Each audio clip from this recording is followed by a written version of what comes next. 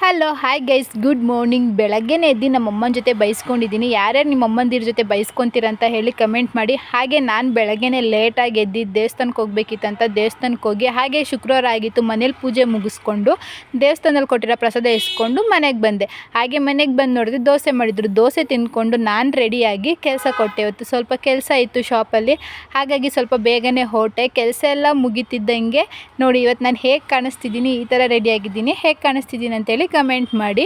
ಮಧ್ಯಾಹ್ನ ಆಯ್ತಿದ್ದಂಗೆ ಊಟಕ್ಕೆ ಹೋಗ್ಬೇಕಿತ್ತಂತ ಮನೆ ಹತ್ರ ಇರೋದ್ರಿಂದ ನಾನು ಮನೆಗೆ ಬರ್ತೀನಿ ಊಟಕ್ಕೆ. ಹಾಗೆ ಒಂದು ಸೋಡಾ ತೊಗೊಬಂದಿಟ್ಟಿದ್ದೆ. ಡೈಲಿ ಒಂದೊಂದು ಗ್ಲಾಸ್ ಸೋಡಾ ಕುಡಿಯೋದೇ ಆಗಿಬಿಟ್ಟಿದೆ ಬಿಸಿಲಿಗೆ. ಹಾಗೆ ಸೋಡಾ ಕುಡ್ದು ಊಟ ಮಾಡಿಕೊಂಡು ಮನೆಗೆ ಹೋಯ್ತು. ಇದೊಂದು ಸೇವ್ ಮುರ್ಮೂರು ಅಂತ ಇತ್ತು, ತಿಂದಿರಲಿಲ್ಲ, ಹಾಗೆ ಇಟ್ಟಿದ್ದೆ. ಅದನ್ನ ತೊಗೊಂಡು ಶಾಪ್ ಕಡೆ ಹೊರಟೆ.